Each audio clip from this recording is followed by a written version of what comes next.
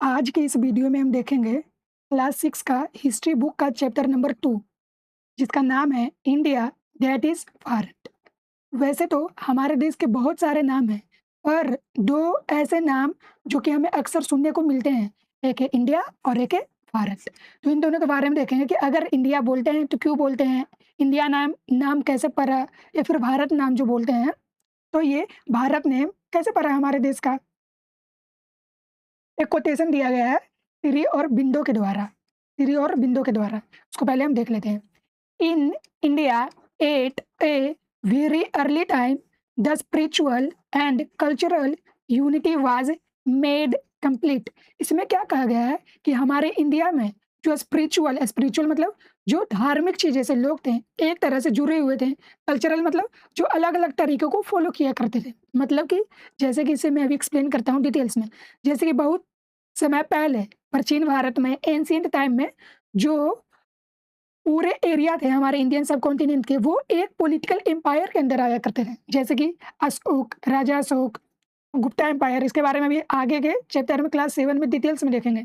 इसमें बस ये हम समझाने के लिए बता रहे हैं कि एंशिएंट टाइम में जो हमारा जो एंशिएंट टाइम में हमारे यहाँ सिस्टम कैसा हुआ करता था, तो सभी एक पॉलिटिकल एम्पायर के अंदर आया करते थे और उसी के अंदर गवर्न हुआ करते थे। जिसमें कि क्या शेयर कल्चर, सभी लोग एक तरह के कल्चर फॉलो किया करते थे। शेयर फिलोसफी मतलब अलग अलग तरह के क्या धार्मिक विचार भी क्या थे, उन सब में क्या था कॉमन था। सेक्रेड टेक्स्ट मतलब कि धार्मिक किताबें सेम थी। ट्रेडिशंस लोग अलग अलग तरह के परंपरा फॉलो किया करते थे, वो सेम था। और ये सब क्या किया, ये सभी अलग अलग चीज़ें उन सबको एक साथ जोड़ने का काम किया करता है।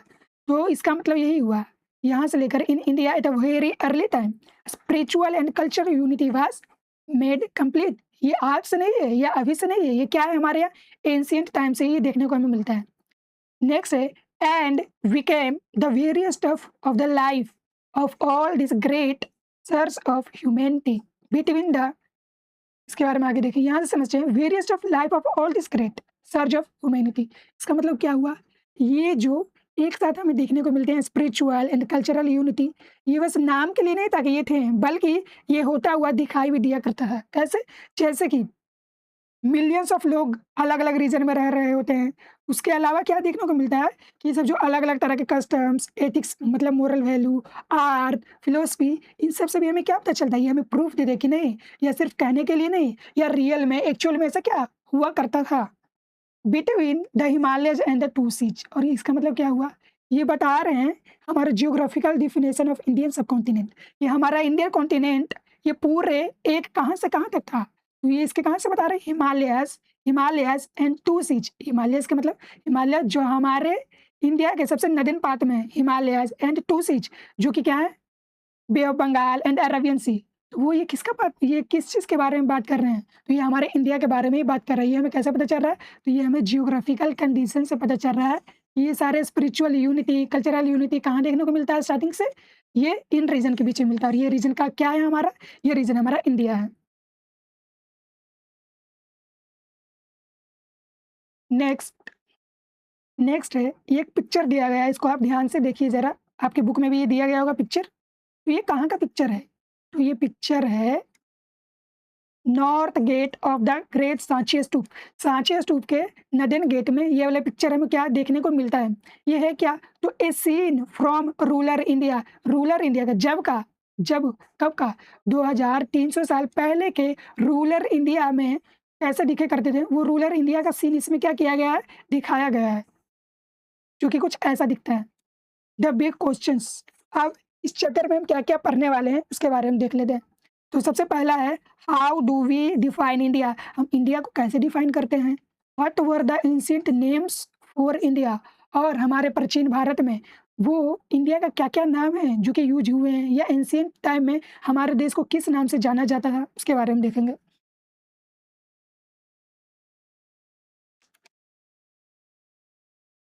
ये क्या है, a physical map of the Indian subcontinent with some of its rivers. Indian subcontinent का मतलब क्या हुआ, इंडियन सब कॉन्टिनेंट का मतलब हुआ कि इंडियन सब कॉन्टिनेंट का मतलब हुआ आज का जो प्रेजेंट बांग्लादेश या फिर पाकिस्तान रीजन या अफगानिस्तान रीजन, ये जितने भी एरिया हैं सबको जब हम एक साथ ले लेते हैं, एक साथ इंक्लूड करते हैं, तो इसको हम क्या बोलते हैं? इंडियन सब कॉन्टिनेंट। इन रीजन को कहते हैं इंडियन सब कॉन्टिनेंट। तो ये पूरे इंडियन सब कॉन्टिनेंट का क्या है? ये मैप दिया गया है, जो कि आज इंडिया का पार्ट नहीं है, फिर भी ये पूरे इंडियन सब कॉन्टिनेंट का मैप दिया गया है। इसमें क्या दिया गया है? With some of its rivers, इसमें कुछ रिवर्स दिखाया गया है, जैसे कि ये सिर्फ इसमें रिवर ही, जैसे रिवर कावेरी, कृष्णा, गोदावरी। फिर इधर अलग अलग रिवर्स क्या दिए गए हैं, उसके नेम दिए गए हैं। ये फिजिकल फीचर्स, मतलब वो पार्ट, वो मैप जो कि किसी फिजिकल फीचर्स को दिखाए, जैसे नदी, पहाड़, या अलग अलग क्या दिखाए, जो फिजिकल फीचर्स जो प्लेट्यू को दिखाए, जो हमारे अर्थ के ऊपर बने हुए हैं, उसको दिखाए, उसे हम कहते हैं फिजिकल मैप। तो ये हमारा फिजिकल मैप है, जो कि किस चीज़ को दिखा रहा है? ये अलग अलग तरह के रिवर्स को दिखा रहा है। मतलब ये फिजिकल मैप रिवर के थीम के बेसिस पे ही बना हुआ है।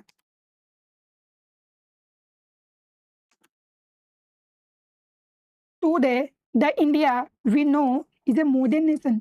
आज जिस इंडिया के बारे में हम जानते हैं, वो क्या है? वो तो आज हमारा मॉडर्न नेशन है।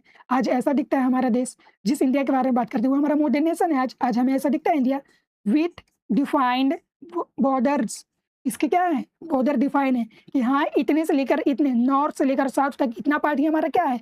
इंडिया का है। वेस्ट से लेकर ईस्ट तक हमारे इंडिया का इतना ही पार्ट है, विथ डिफाइंड स्टेट्स, जिसमें ये स्टेट भी डिफाइंड है कि 28 स्टेट्स हैं, 8 यूनियन टेरिटरी हैं। ये नहीं कि ये बढ़ जाएंगे, नहीं, ये स्टेट्स क्या है?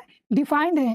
एंड अ नोन पॉपुलेशन, और इस एरिया में रहने वाले लोग भी क्या हैं? हमें पते हैं। तो how ever it is a very different 5 years ago. लेकिन ये तो हमें आज ऐसा देखने को मिलता है ना, लेकिन ये हमेशा से ऐसा नहीं था। आज से लगभग 500 सालों पहले ये कुछ अलग दिखता था हमारा इंडिया, या फिर कहें तो आज से 2000 साल पहले ये बिल्कुल अलग दिखा करता था, या फिर आज से 5000 साल पहले ये अलग दिखा करता।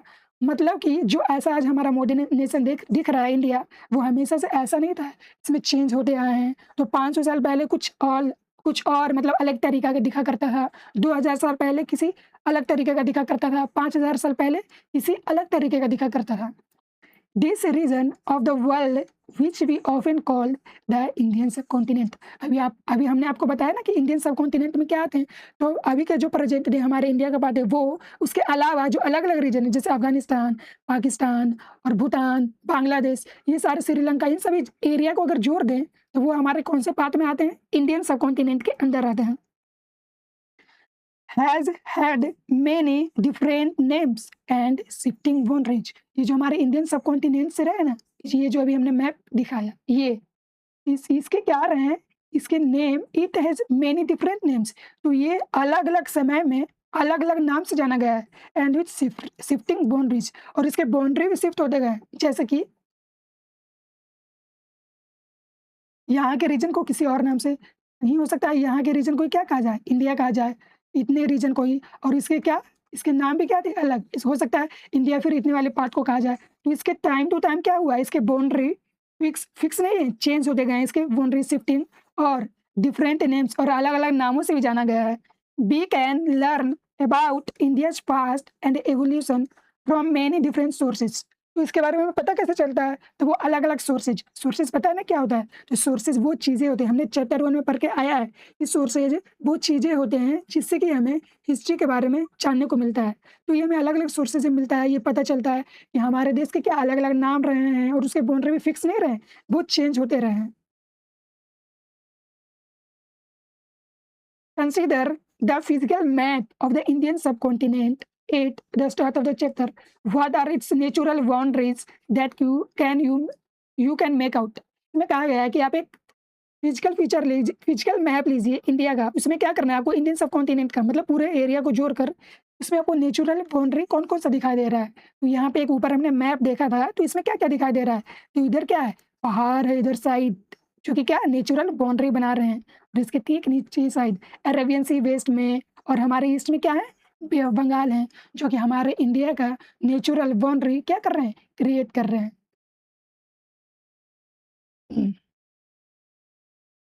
In the course of history, India has been called by many names, both by inhabitants and by visitors from outside. जो हमारा हिस्ट्री का कोर्स है ना, मतलब कि हिस्ट्री के कोर्स का क्या मतलब, इसका क्या मतलब हुआ? तो हिस्ट्री का कोर्स का मतलब अलग अलग समय में, हमारे इतिहास के अलग अलग समय में हमारे देश का नाम India has been called by many names, मतलब हमारे देश इंडिया को अलग-अलग नामों से क्या किया गया है, जाना गया है। किसके-किसके द्वारा? तो both bye it's inhabitants, inhabitants का मतलब क्या होता है? People who live in a particular place, वो जगह जहाँ के लोग क्या हैं, उस जगह के खास है। जैसे कि हम इंडिया के खास हैं, क्यों? क्योंकि हम इंडिया में रहते हैं। जैसे कि चाइना, चाइना के लोग क्या होंगे? चाइना के लिए इनहेबिटेंट्स होंगे, क्यों? क्योंकि वो चाइना में रहते हैं। जैसे कि श्रीलंका, श्रीलंका के लोग, वो श्रीलंका के लिए क्या हैं? इनहेबिटेंट्स हैं, क्यों? क्योंकि वो श्रीलंका के अंदर रहते हैं। लेकिन अगर हम लोग चले गए श्रीलंका के अंदर, तो क्या हम वहाँ के इनहेबिटेंट्स होंगे? नहीं, हम फॉरेनर होंगे, क्यों? क्योंकि हम उनके लिए तो बाहर से आए हैं ना, तो फॉरेनर वो होते हैं जो कि क्या? बाहर से आए हैं, और इनहेबिटेंट्स क्या होते हैं? जो कि वहीं के रहने वाले लोग हैं। तो हमारे देश के नाम अलग-अलग लोगों के द्वारा, कौन-कौन से वो अलग-अलग लोग? तो इनहेबिटेंट्स मतलब यहाँ के रहने वाले लोगों के द्वारा, और विजिटर्स फ्रॉम आउटसाइड, और हमारे देश के बाहर से जो लोग आए हैं, उनके द्वारा हमारे देश को क्या किया गया है? अलग-अलग नामों से जाना गया है। These names come to us from ancient text, पर हमें कैसे पता चला? तो ये हमें पता चलता है एंशिएंट टेक्स्ट मिले उससे, अकाउंट्स ऑफ फॉरेन ट्रैवलर्स, जो विदेशी लोग आए हैं उन्होंने क्या किया है? राइटिंग लिखा है उसके बारे में, तो वो टेक्स्ट मिला है, तो उससे हमें पता चलता है। एंड पिलग्रिम्स, पिलग्रिम्स मतलब तीर्थ स्थल, वो जगह जहाँ पे लोग पूजा करने जाते हैं या तीर्थ स्थल होते हैं, उनमें जैसे कि कोई पहाड़ वाला एरिया है, तो उसके अंदर हमें रिमेन्स मिले हैं, तो उससे हमें पता चला है। रिटेन मिले हैं दीवार पे, उससे पता चला है। एंड इंस्क्रिप्शंस, इंस्क्रिप्शंस क्या होते हैं? तो इंस्क्रिप्शंस वो हार्ड सरफेसेस होते हैं जिसके ऊपर क्या किया जाता है? लिखा जाता है कुछ हार्ड सरफेसेस पे, तो उससे भी हमें इन्फॉर्मेशन मिला है कि हमारे देश के क्या अलग-अलग नाम रहे हैं, अलग-अलग टाइम के समय, और इसके बाउंड्री भी फिक्स नहीं रहे हैं कि इतने पार्ट को ही इंडिया कहेंगे, नहीं। हो सकता है फिर इतने वाले एरिया क्या कहें, बढ़ गए, इसको इंडिया बोलने लगे अलग-अलग समय में। तो ये बाउंड्री हमारा क्या होते गया है? फिक्स नहीं है, ये टाइम के साथ चेंज होते रहा है। जिसमें कि सबसे पहला हम पढ़ेंगे हाउ इंडियंस नेम्ड इंडिया। हमारे देश में हमारे इंडियंस ने, यहाँ के रहने वाले लोगों ने इंडिया का नाम कैसे रखा उसके बारे में देखेंगे। तो इसको सबसे पहले मैं इरेज कर दूं।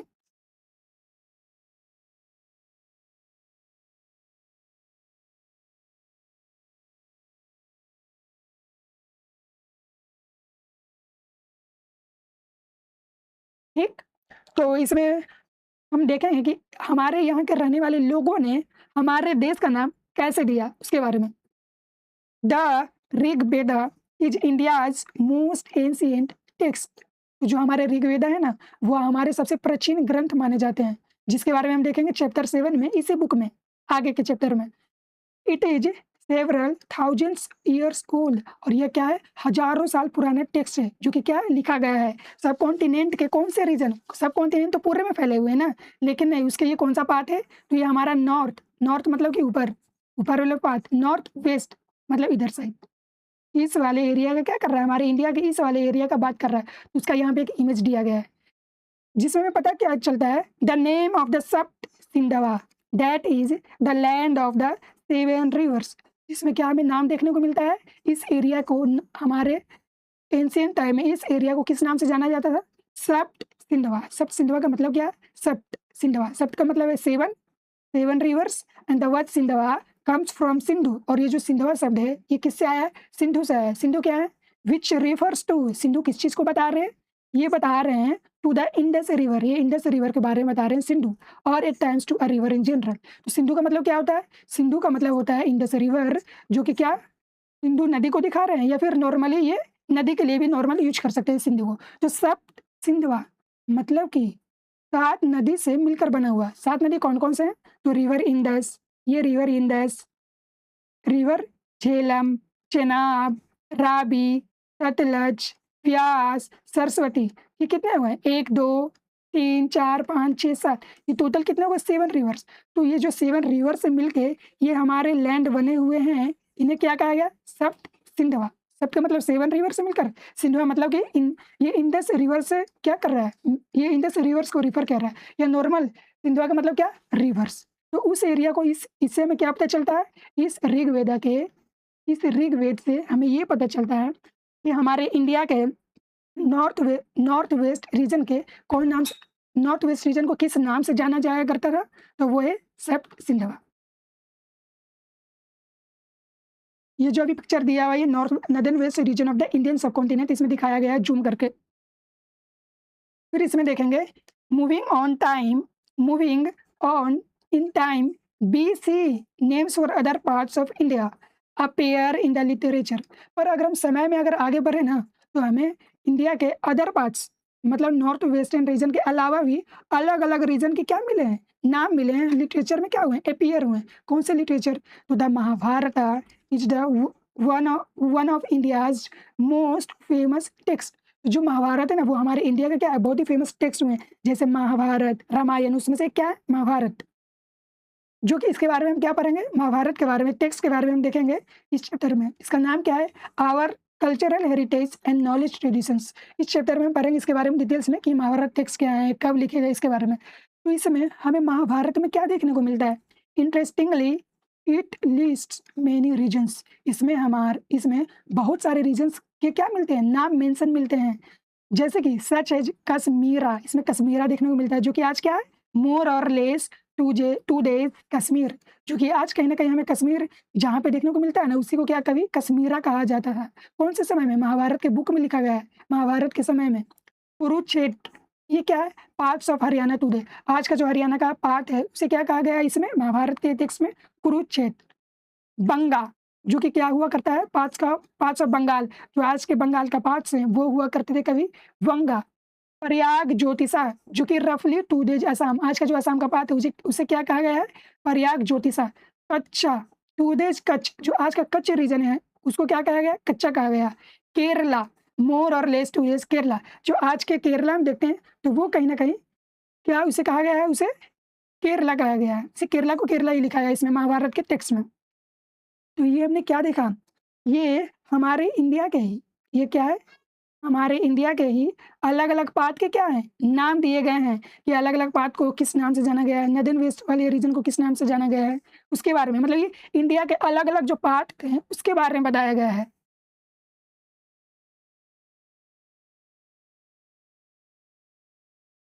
But when do we come across a name for the entire India subcontinent? लेकिन इससे पहले हमने क्या पढ़ा कि वो तो नेमिंग किए थे, पर किस चीज़ का नेमिंग, वो तो इंडिया का ही नेमिंग था, पर वो अलग अलग रीजन का। लेकिन ये पूरे इंटायर सब कॉन्टिनेंट के लिए क्या नाम था, उसके बारे में हम देखेंगे। Because ancient Indian text are difficult to date, this is not an easy question to answer. जो कि हमारे एंशियंट टेक्स्ट लिखे गए हैं, ये हमें पता नहीं कि कब लिखे गए हैं, तो इसीलिए ये क्वेश्चन का आंसर करना कि ये कब के हैं, कितने साल पुराने हैं, ये क्या है, बहुत ही मुश्किल है। The Mahabharata uses the terms Bharatvarsha, जो भी महाभारत है वो पूरे हमारे इंडियन सब कॉन्टिनेंट के लिए कौन से पार्ट का यूज किया है, कौन से पार्ट से, कौन से नाम से रेफर किया है हमारे पूरे पार्ट को, इंडियन सब कॉन्टिनेंट को, भारतवर्ष एंड जम्मू द्वीप है। 2 नाम मिलते हैं, कौन कौन से, भारतवर्ष जो कि हमारे पूरे इंडिया के सब कॉन्टिनेंट को दिखाते हैं उस समय के, एंड जम्मू द्वीप जो कि पूरे एरिया को दिखा रहा है, पूरे इंडियन सब कॉन्टिनेंट को दिखा रहे हैं। And scholars generally agree that this long poem was written from a few centuries BC onward. जो स्कॉलर्स हैं, विद्वान हैं, उन्होंने क्या किया, वह यह सहमति दिया है, उन्होंने यह बताया है कि यह जो लॉन्ग पोएम है, कौन सा, महाभारत, एक क्या है, पोएम के रूप में। ये जो लॉन्ग पोएम ये कब लिखा गया है, फ्यू मतलब कुछ, सेंचुरी मतलब 100 साल का पीरियड, कुछ शतकों, कुछ सालों मतलब कि सेंचुरी, मतलब कि कुछ सेंचुरी पहले बीसी में लिखा गया ऑनवर्ड। इसके फिलहाल क्या किया गया होगा, ये लिखा गया होगा। The first term Bharatvarsha clearly extends to the entire subcontinent. जो पहला शब्द लिखा गया भारतवर्ष, ये किस चीज़ के लिए यूज किया गया, हमारे पूरे भारत देश के लिए यूज किया गया है। And the text includes the names of numerous rivers and peoples. और इस महाभारत के बुक्स में क्या लिखे गए हैं, और कुछ रिवर्स के नाम दिए गए हैं, कुछ लोगों के नाम्स भी दिए गए हैं। Bharatvarsha means the country of the Bharatas. Bharatvarsha का मतलब कंट्रीज ऑफ भारताज के कंट्री, मतलब यहाँ के रहने वाले लोग हैं उनको क्या कहा गया है, भारताज, और उनके देश को क्या कहा गया है, Bharatvarsha. Bharata is a name that first appears in the Rigveda. Bharata क्या, ये एक नेम है जो कि हमें ऋग्वेद में सबसे पहले देखने को मिलता है। तो ये भारत ऋग्वेद में किस चीज़ को दिखा रहे होते हैं, तो bear it refers to one of the main Vedic groups of people, जिसमें कि ये भारत टर्म जो हमारे ऋग्वेद में दिए गए हैं, ये एक वैदिक ग्रुप्स को दिखाया गया है, जो कि क्या है, वैदिक ग्रुप्स ऑफ पीपल को दिखाया गया है। मतलब ये एंशिएंट टाइम में अलग-अलग लोग ग्रुप में रहा करते थे। उसमें एक वैदिक ग्रुप्स का नाम क्या कहा गया है? भारतः। इस इन्हीं के नाम पे क्या कहा गया है? Bharatvarsha. In later literature several kings name Bharata are mention. और बाद में हमें क्या पता चलता है? बाद में हमें लिटरेचर मतलब अलग-अलग किताबें मिले, उनसे भी हमें पता क्या चलता है कि कुछ राजा हुए हैं जिनके नाम क्या हुए? भारता हुए हैं। उन्हीं के नेम पे क्या पड़ा है? भारत नेम पड़ा है हमारे देश के। ये तो देख लिया पहला नाम भारतवर्ष है। इसमें एक और नाम दिया गया था जो कि क्या है? जम्बू द्वीप है। इसके बारे में देख लेते हैं हम। The second term Jambu Dweep means the island of the fruit of the jambu tree. दूसरा नेम जो कि हमारे पूरे इंडियन सब कॉन्टिनेंट के लिए यूज किया गया है वो है जम्बू द्वीप है। जम्बू द्वीप का मतलब आइलैंड, वो आइलैंड, जमीन का वो पार्ट जो कि किसके लिए यूज किया गया हो?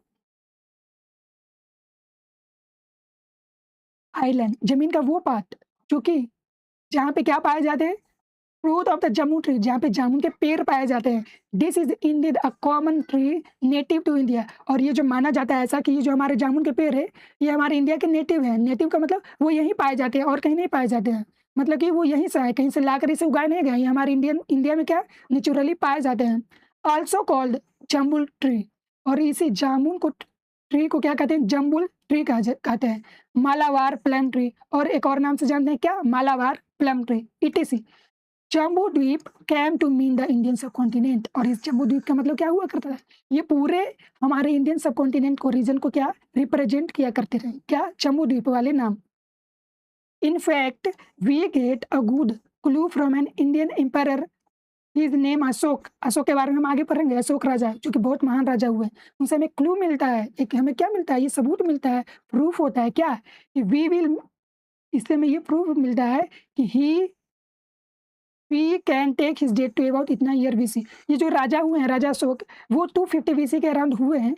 इनसे हमें प्रूफ ऐसे मिलता है कि ही लेफ्ट अस मेनी इंस्क्रिप्शंस। उन्होंने बहुत सारे इंस्क्रिप्शंस लिखवाए हैं। अब वो क्या गए? छोड़ के चले गए हैं, जो कि यहाँ में मिले हैं हमारे अलग-अलग रीजन में। In one of them he used the same, जिसमें से कि एक इंस्क्रिप्शन में हमें क्या देखने को मिलता है? Jambu Dvipa to describe the whole of India. पूरे इंडिया को दिखाने के लिए क्या यूज़ किया उन्होंने टर्म? जम्बू द्वीप। इससे पता चलता है कि उस समय के देश पूरे भारत को, इंडियन सब कॉन्टिनेंट को किस नाम से जाना जाया जाया करता है? जम्बू द्वीप। जो कि क्या हमें मिलते हैं? अशोका के इंस्क्रिप्शन से जो लिखवाया गया है उसमें क्या मिलते हैं? ये प्रूफ मिलते हैं। At the time included what is today Bangladesh, Pakistan as well as part of Afghanistan. तो हमने बताया था कि ये इंडियन सब कॉन्टिनेंट का मतलब क्या होता है? तो अगर बांग्लादेश, पाकिस्तान और अफगानिस्तान ये वाले पार्ट को अगर हम जोड़ दें आज के इंडिया के साथ, तो ये क्या डिफाइन करते हैं? हमारे पूरे इंडियन सब कॉन्टिनेंट को दिखाया करते हैं। ये ऊपर क्या दिया गया? Map of a few regions listed in the Mahabharata. जो महाभारत के टेक्स्ट में अलग-अलग रीजन के नाम दिए गए हैं, उसको क्या किया गया? इसमें लिखा गया है। Many of them are also mention in the text as kingdoms. इसमें से बहुत सारे ऐसे नाम्स हैं जो कि बाद में क्या हुए?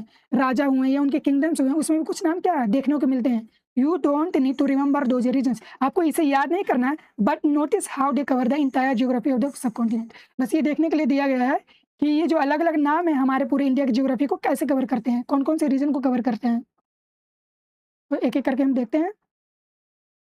तो सबसे पहला है नदीन वेस्ट वाले रीजन में गंधारा, गंधारा, तुरुहु, कंबोजे, ककाय, मदरा, वाहिका, सायुवीरा, अम्बस्था, सीवी। ये क्या है? अलग-अलग नाम दिए गए हैं। फिर और क्या-क्या है? पंचाला, सुरसेना, फिर मत्स्य, अनराटा, सौराष्ट्र जो आज का गुजरात वाला रीजन है, महिष्मती, महिष्मती नाम सुना है? अवंती, विदर्भ, दर्शना, करुषा, कौशल काशी, विदेया, मगधा, अंग, पुंड्रा, पर्याप्त ज्योतिषा, वंगा, सुमा, दक्षिणा कौशल। कौशल दो है, एक कौशल काशी, एक दक्षिणा कौशल। कलिंग जो कि आज का उड़ीसा का पार्ट है, जनास्थाना, असमका, किष्किंधा। फिर साउथ वाले रीजन में क्या है? चोला, द्रविड़ा, पांड्या, केरला। तो ये महाभारत के समय के ये हमें क्या मिलते हैं? अलग-अलग रीजन के नेम देखने को मिलते हैं कि ये नाम क्या किया गया है? मेंशन किया गया है। A few centuries later, Bharata became the name generally used for Indian subcontinent. फिर कुछ सेंचुरी बाद हमें क्या देखने को मिलता है, जो यह भारत शब्द है ये क्या देखने को मिलता है, हमारे पूरे इंडियन सबकॉन्टिनेंट के लिए यूज में लाया गया। मतलब ये इससे पहले हमने देखा अलग अलग रीजन से हमें पता चलता है, फिर भारत क्या पता चलता है कि अलग अलग रीजन के लिए क्या किया गया, नाम यूज किया गया।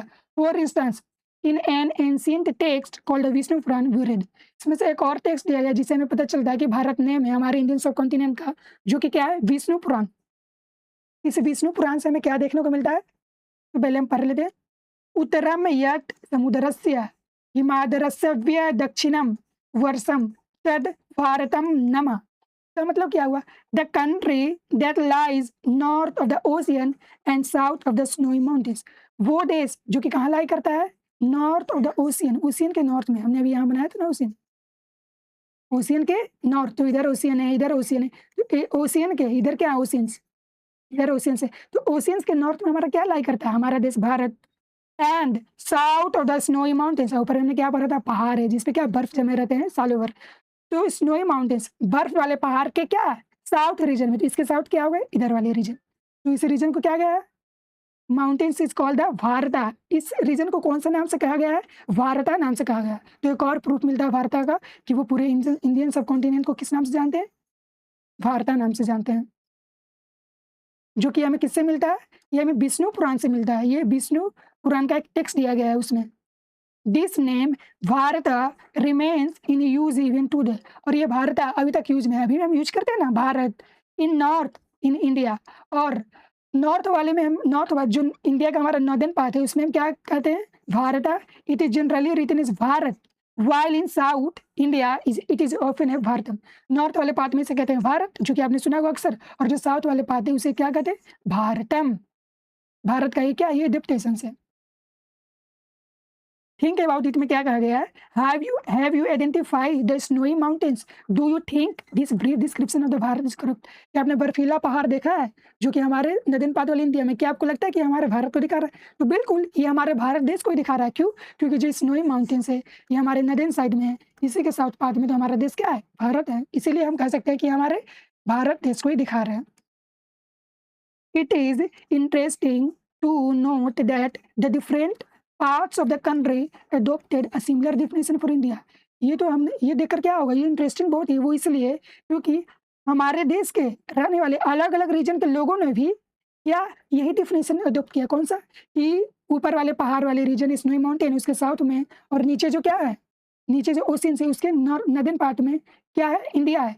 तो इसके अलावा भी जो अभी हमने पढ़ा उसके अलावा भी और भी हमें क्या मिलता है, एविडेंस मिलते हैं जो कि इस बात को प्रूव कर दे कि नहीं इस वाले जियोग्राफिकल एरिया को क्या कहा जाता था, भारत कहा जाता है। जैसे कि एक example, a poem of ancient Tamil literature, एक तमिल लिटरेचर से जो कि प्राचीन एंशियंट टाइम में लिखा गया है, उससे हमें क्या पता चलता है, फ्रॉम अबाउट 2000 ईयर्स एगो, जो कि आज से लगभग 2000 साल पहले लिखा गया है। इससे हमें क्या पता चलता है, praises a king whose name is known from cape Kumari, एक किंग के बारे में उसकी प्रशंसा की गई है, उसका नाम क्या है, cape Kumari in the south, जो कि क्या है, साउथ वाले रीजन में है।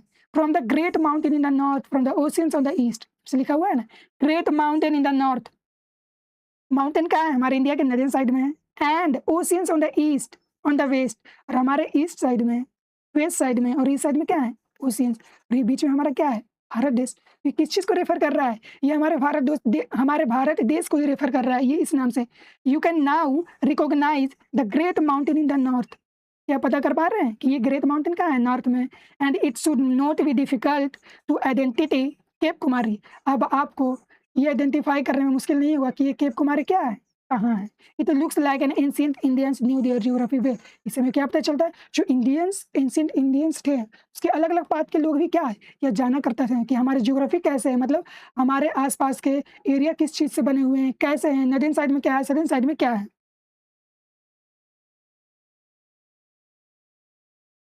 डोंट मिस आउट, इसमें क्या दिया गया है, the Indian constitution which was first written in English uses the phrase India that is Bharat at the beginning. जो हमारा इंडियन कॉन्स्टिट्यूशन है ना, कॉन्स्टिट्यूशन क्या होता है, तो ये एक रिटन डॉक्यूमेंट्स होते हैं जिसमें कि रूल्स लिखा हुआ होता है कि कैसे हमारे देश चलेंगे, किसके पास कितने पावर होंगे, इलेक्शन कैसे होंगे, कैसे इलेक्ट होने के बाद रूलर के पास कौन से कितने पावर, कौन क्या काम कर सकता है, और हमारे बेसिक राइट्स, ये सभी हमें किस चीज़ में मिले होते हैं, कॉन्स्टिट्यूशन में मिले होते हैं। मतलब किसी भी देश को चलाने के लिए क्या एक रूल जिस बुक में लिखा रहता है उसी को हम क्या कहते हैं, कॉन्स्टिट्यूशन कहते हैं। इसके बारे में और 7 क्लास में पढ़ेंगे, सिविक्स के चैप्टर में। तो हमारे कॉन्स्टिट्यूशन में क्या लिखा गया है, फ्रेज, कौन सा phrase, India that is Bharat. ये नहीं कि सिर्फ इंडिया या फिर भारत, इंडिया जो कि क्या है, भारत है। ये इंग्लिश में लिखा गया है, पर ये इसी का अगर कॉन्स्टिट्यूशन का अगर हम हिंदी वर्जन देखें तो हमारे कॉन्स्टिट्यूशन के हिंदी वर्जन में क्या लिखा गया है, constitution mention the same as a Bharat अर्थात इंडिया। तो मतलब क्या, भारत जो कि क्या है, हमारा इंडिया है। तो इससे हमें क्या पता चला कि हमारे देश के क्या है, हमारे देश के भारत के नाम से भी जाना जाता है, इंडिया के नाम से भी जाना जाता है, और हमारे कॉन्स्टिट्यूशन में भी मेंशन क्या है, दोनों नाम। और इंग्लिश में क्या लिखा हुआ है, पहले इंडिया, इसका मतलब इंडिया दैट इज भारत, और हिंदी में क्या लिखा गया है, भारत अर्थात इंडिया। ठीक। तो तो अब तक हमने क्या देखा कि हमारे देश का नाम यहाँ के रहने वाले लोगों ने कैसे दिया, या हमारे देश का नाम यहाँ के टेक्स्ट से कैसे पता चलता है। अब हम अपने देश का नाम देखेंगे, पर वो कैसे देखेंगे कि हाउ फॉरेनर्स नेम्ड इंडिया, कि यहाँ पर जो विदेशी लोग हमारे देश से देश के बाहर के लोग जो हैं वो हमारे इंडिया में आए और उन्होंने इंडिया का नाम कैसे दिया या इंडिया का नाम क्या रखा उसके बारे में। The first foreigners to mention in India were the Persians. तो सबसे पहला विदेशी जो कि बाहर से आए थे जिसने हमारे देश का नाम रखा, वो कौन थे, पर्सियंस। पर्सियंस मतलब the ancient inhabitants of Iran, Iran के रहने वाले लोग। इनहेबिटेंट्स हमने बताया था ना कि वहाँ के रहने वाले लोग वो क्या कहलाते हैं, इनहेबिटेंट्स कहलाते हैं। तो ईरान के रहने वाले लोग ये क्या कहलाते हैं, पर्सियंस कहलाते हैं, जो कि क्या हुए in the 6th century BCE a Persian empire launch a military camp. उन्होंने क्या किया, एक मिलिट्री कैंप लॉन्च किया, क्यों, लड़ाई करने के लिए, क्यों, to gain control of the region of the Indus river. हमारे इंडस रिवर, जो इंडस रिवर है वहाँ पे कंट्रोल करने के लिए इन्होंने क्या किया, मिलिट्री कैंप लॉन्च किया, ताकि इस पे क्या कर सके, अटैक कर सके और इसे कब्जा कर सके। Which as we saw was earlier called Sindhu. और इस इंडस रिवर को पहले किस नाम से जाना जाता था, सिंधु के नाम से। So it is not surprise that in their earliest records and stone inscriptions the Persian river to India is Hind, Hindu और हिंदू। तो इससे क्या, तो जो एंशिएंट टाइम में पर्शियंस आए तो उन्होंने क्या किया, अपने रिकॉर्ड्स जो उसे मिले हैं स्टोन्स में, जो इंस्क्रिप्शंस मिले हैं, उससे हमें क्या पता चलता है कि जो पर्शियंस थे ना, हमारे इंडिया को किस नाम से रेफर किए, हिंद, हिंदू और हिंदू। वो क्यों, वो इसलिए क्योंकि which are adaptations in their language of Sindhu, क्योंकि वो इसे सिंधु नहीं बोला करते, उसमें एस पर्शियंस लैंग्वेज में एस क्या, उसको क्या कर दिया, स्किप कर दिए, इसके जगह क्या वो ये लोग बोला करते थे एच। तो सिंधु से क्या बन गया, हिंद, हिंदू और हिंदू बन गया, जो कि क्या था, एडेप्टेशंस था उनके लैंग्वेज में, उनके खुद के लैंग्वेज में क्या था, सिंधु का adaptations. Note that in ancient Persian Hindu is a purely geographical term. लेकिन ये जो पर्शियन लोग थे वो हिंदू किस टर्म में यूज किया करते थे, बस जियोग्राफी। जियोग्राफी मतलब ये जो सिंधु रिवर है ना उसके बेसिस पे, ना कि ये हिंदू रिलीजन को फॉलो कर रहा है, या हिंदू रिलीजन को क्या कर रहे हैं, ये दिखा रहे हैं। It does not refer here to the Hindu religion. यहाँ पे हिंदू का मतलब ये नहीं कि हमारे हिंदू रिलीजन, गलत, ये सिंधु से आया है, जो कि क्या हमारे जियोग्राफिकल टर्म है, इसी से क्या ये बना है, हिंदू, जो कि क्या एक जियोग्राफिकल टर्म है, ना कि ये रिलीजन है। फिर नेक्स्ट पर्शियन से हमें क्या नाम पता चला, हिंद, हिंदू और हिंदू। फिर आगे देख रहे हैं, आगे क्या हुआ, based on these Persian sources. इसी पर्शियन सोर्सेज के बाद, ठीक, इसी के बाद कौन आए हमारे देश पे, किनका आक्रमण हुआ, द एंशिएंट ग्रीक्स, इनका नेम द रीजन इंडोई और इंडाइक। और जब इनके बाद एंशिएंट ग्रीक्स आए, इनके बाद कौन हमला किए, यहाँ पे कौन कब्जा किए, ग्रीक्स। जब उन्होंने आया तो उन्होंने क्या देखा, यहाँ के नेम देखा, नाम क्या लिखा हुआ था, हिंदू, ठीक, हिंदू जो कि क्या पर्शियंस ने देकर गया था। लेकिन ना उन्होंने ना drop the initial letter H, उन्होंने हिंदू को क्या कर दिया, हटा दिया, क्यों, क्योंकि because this letter did not exist in their Greek language. उनके ग्रीक लैंग्वेज में ये एच नाम का कुछ चीज़ हुआ ही नहीं करता था, इसीलिए उन्होंने हिंदू में से क्या किया, एच को हटा दिया और ये क्या बन गया, हिंदू। तो इसी का क्या एडेप्टेशन क्या बना, इंडोई और इंडाइक। तो ग्रीक ने क्या नाम दिया, इंडोई या फिर इंडाइक। इन्होंने क्या नाम दिया ग्रीक ने? इंडोई या फिर इंडाइक। तो यहाँ से हम समझ सकते हैं सिंधु से बना क्या? हिंदू, जो कि किसने बनाया? पर्शियंस ने बनाया। क्यों? क्योंकि वो एच को क्या कर दिए, नहीं बोला करते थे, उसकी जगह एच, तो बन गया हिंदू। फिर हिंदू से इनके लैंग्वेज में, कौन से? ग्रीक के लैंग्वेज में एच नाम का कुछ चीज़ नहीं हुआ करता था, तो इसीलिए क्या एच को हटा दिए और ये क्या बन गया? इंडोई या इंडाइक। तो पर्शियंस ने नाम दिया हिंदू और ग्रीक ने नाम दिया इंडोई और इंडाइक, और यही जाकर आगे क्या बाद में बना? फिर इंडिया बना। द एंशियंट चाइनीज, फिर उसके बाद हमारे देश में कौन आए? चाइनीज लोग आए, तो वो भी क्या किए हैं? ऑल्सो इंटरेक्टेड विद इंडिया, वो भी हमारे इंडिया के साथ क्या किए? इंटरेक्ट किए हैं। In several text they refer to India as Indu, उनके जो चाइनीज लोग के जो टेक्स्ट है उसमें हमें क्या देखने को मिलता है कि वो हमारे इंडिया को क्या रेफर किए? कौन से नाम से? इनटू या फिर इंडू। कौन से नाम से? इनटू या फिर Indu. This word also originally comes from Sindhu, ये भी कहाँ से आया? सिंधु से आया। इन द फ्लोइंग मैनर, अगर इसी तरह से देखें कैसे, तो सिंधु से क्या बन गया? हिंदू, जो कि किसने नाम दिया था? पर्शियंस ने। ठीक, पर्शियंस ने नाम दिया सिंधु से हिंदू। फिर ग्रीक आए, उन्होंने एच को हटा दिया, क्या बोले? इंडू। ठीक, इंडू या फिर इंडो या इंडाइक। उसके बाद इंडू से क्या बन गया? इंडू, जो कि किसने यूज किया? चाइनीज लोगों ने। चाइनीज लोगों ने। ये एक पिक्चर दिया गया है, first page of the Indian constitution, constitution of India. हमारे जो इंडिया का कॉन्स्टिट्यूशन बना है उसका सबसे फ्रंट वाला पेज ये दिया हुआ है, कुछ ऐसा दिखता है। इसे हम जूम करें तो जिसमें क्या लिखा हुआ है? India that is Bharat. अगर आपको इसमें ध्यान से दिखाई दे रहा होगा तो इंडिया दैट इज भारत। यहाँ पे हमारे देश को दो नाम से रेफर किया गया है, इंडिया से और भारत से।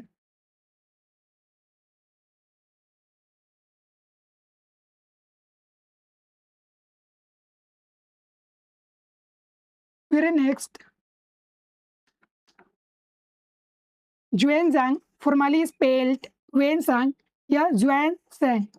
तो ये क्या हुए हैं? ये एक ट्रेवलर थे जो कि क्या है? Travel from China to India. इन्होंने चाइना से इंडिया ट्रेवल करके आए थे। कब? 7th सेंचुरी में। He visited many parts of India, और इन्होंने आने के बाद हमारे इंडिया में अलग अलग पार्ट में क्या किए? ये विजिट किए। मेट स्कॉलर्स, स्कॉलर से मिले, मतलब अलग अलग विद्वानों से मिले। कलेक्टेड बुद्धिस्ट टेक्स्ट, और बुद्धिस्ट टेक्स्ट को क्या किए? अपने साथ कलेक्ट इकट्ठा किए। And return to China after 17 years, यहाँ पे 17 साल रहने के बाद क्या किया? ये फिर वापस चाइना चले गए। Here he translated the manuscripts. He looked back with him from Sanskrit into Chinese. और ये जो अपने साथ लेकर गए थे क्या? मैन्यूस्क्रिप्ट्स, तो इसको इन्होंने क्या किया? कन्वर्ट किया, जो कि संस्कृत में थे। यहाँ पे लिखे हुए थे संस्कृत में, फिर ये अपने यहाँ जाकर चाइना में जाकर इसे कौन से लैंग्वेज में कन्वर्ट किया? चाइनीज में। Several other Chinese scholars visited India और सेंचुरी, और इनके अलावा भी और भी क्या चाइनीज चाइना के लोग आए हैं और उन्होंने क्या किया? विजिट किया। Another Chinese word also derived from Sindhu was Tianzu. Sindhu से ही एक और चाइनीज वर्ड क्या हुए? डिराइव हुए, मतलब बने हैं। कौन से? टियांजू। टियांजू का मतलब क्या होता है? But this word could also be understood as heavenly master. जहाँ पे टियांजू का मतलब क्या हुआ? Heavenly masters. इसका मतलब क्या? ये this reflects the respect the ancient Chinese. इससे क्या पता चलता है कि जो एंशियंट चाइनीज लोग थे हमारे देश को कितना रिस्पेक्ट दिया करते थे, कि वो यहाँ को क्या कहा करते थे? Heavenly master had for India as a land of Buddha. क्यों? क्योंकि ये इंडिया किनका लैंड है? बुद्ध का, गौतम बुद्ध का लैंड है। इसलिए वो क्या कहा करते थे यहाँ के? तियांजू। तियांजू का मतलब हेवनली मास्टर, जो कि ये बात कहाँ से डिराइव हुआ है? सिंधु से ही डिराइव हुआ है। You are probably quite familiar with a more recent term Hindustan. आपने एक और नाम सुना होगा, Hindustan, but you may know that this was a first use in Persian inscription. लेकिन आप तो नाम सुने होगा आपने, तो लगा होगा ये तो हाल फिलहाल का नाम है हिंदुस्तान, लेकिन नहीं। ये कब? हमें आज से 1800 साल पहले कहाँ देखने को मिलता है? पर्शियन इंस्क्रिप्शन में नाम देखने को मिलता है हिंदुस्तान। उसके बाद later on this became the term use by most invaders of India. उसके बाद अलग अलग समय में हमारे इंडिया पे अलग अलग क्या है? अटैकर्स आए हैं, आक्रमण करने आए, तो लूटपाट के इरादे से या यहाँ पे एरिया कब्जा करने के लिए, राज करने के लिए, तो उनके द्वारा क्या यूज किया गया? हिंदुस्तान। तब जाके ये क्या हिंदुस्तान नाम फेमस हुआ टू डिस्क्राइब द इंडियन सब कॉन्टिनेंट। तो इन्वेडर्स ने क्या यूज किया था? हिंदुस्तान, हिंदुस्तान नाम को डिस्क्राइब करने के लिए पूरे इंडियन सब कॉन्टिनेंट को। लेट्स एक्सप्लोर में क्या दिया गया है? Can you complete this table of the many names of India. India का जो हमारे अलग अलग नाम हैं उससे इसे कंप्लीट करना है। इसमें पर्शियन ने क्या नाम दिया था? हिंद। हिडू हमने पढ़ा ना, हिंद, हिडू, हिंदू।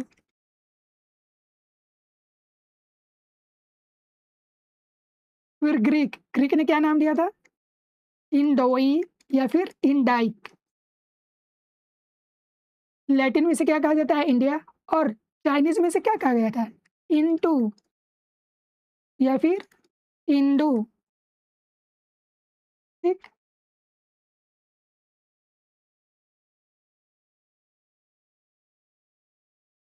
फिर अरेबिक एंड पर्शियन में क्या कहा गया है? तो पर्शियन में हमने देखा ना कि इंस्क्रिप्शन में क्या मिला था? हिंदुस्तान। फिर बाद में जब अरेबिक लोग आए तो वो इस हमारे देश को किस नाम से जानते थे? हिंदुस्तान। और इसे इंग्लिश में किस नाम से जानते हैं? इंडिया। और फ्रेंच में इंडे। हमारा चैप्टर खत्म हो गया ये। और अब हिस्ट्री के इसके अगले क्लास में पढ़ेंगे हिस्ट्री का चैप्टर नंबर 3, जो कि the beginning of the Indian civilisations के बारे में।